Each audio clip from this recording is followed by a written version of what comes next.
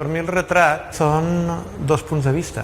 Un punt de vista de la persona que s'exposa i el punt de vista de la persona que retrata.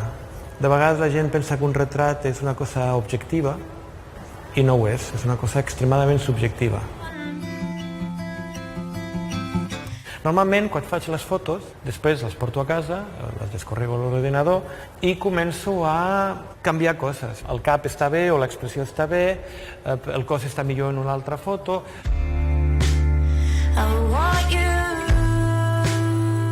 I un retrat no sembla fins que s'hi sembla, fins al final. Normalment, totes aquestes cares han passat per la fase de gargot. La gran part de les obres d'aquesta exposició són retrats per encàrrec. I jo, com retratista, em defineixo com mercenari.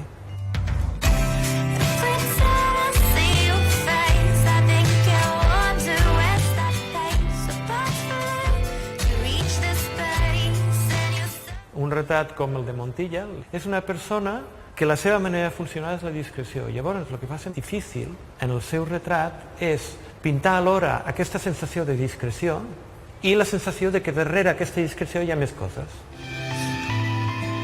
I la meva ètica de treball és que per fer un retrat no has de canviar la persona. Si la fas semblar més bona, o més alta, o més guapa, o més jove, o més forta, estàs mentint.